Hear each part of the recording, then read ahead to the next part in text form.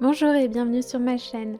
Aujourd'hui, je vous propose un format un peu différent. C'est ma toute première vidéo de ce type ici sur YouTube. C'est un format plus long où je vous emmène vraiment avec moi dans la fabrication.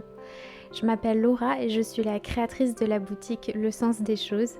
Je fabrique des bougies artisanales ainsi que des objets décoratifs en geste monite, exactement comme ceux que l'on va créer ensemble dans cette vidéo. Pour ces deux pots Flora, j'ai choisi d'utiliser la Gestmonite AC730. J'utilise aussi parfois la AC100, notamment pour mon plateau Iris, mais aujourd'hui on va travailler uniquement la 730 qui a l'avantage d'être déjà colorée. Petite précision importante, les proportions ne sont pas du tout les mêmes entre les deux gammes de Gestmonite. Pour la AC100, on est sur un ratio de 1 de liquide pour 2,5 de poudre et pour la AC730, c'est 1 de liquide pour 5 de poudre. C'est super important pour avoir un bon rendu, donc n'hésitez pas à me dire en commentaire si vous avez besoin d'aide pour vos calculs, je vous répondrai avec plaisir.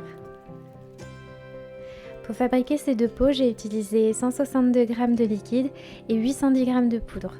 Et évidemment, j'ai choisi du marron. C'est clairement ma couleur préférée.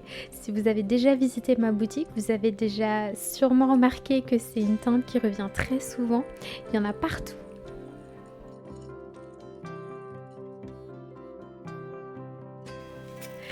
Je verse ensuite le mélange dans mes moules et je tape bien le moule contre la table pour éliminer les bulles d'air.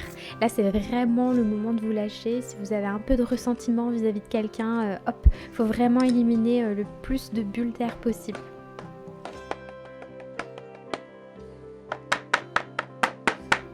Je laisse sécher entre 24 et 48 heures pour être sûr que la pièce soit bien prise avant le démoulage. D'ailleurs, le temps de séchage varie énormément selon la gamme de Gestmonite. Pour la AC100, le séchage est très rapide, environ 30 minutes, alors que pour la AC730, il faut plutôt compter 5 heures.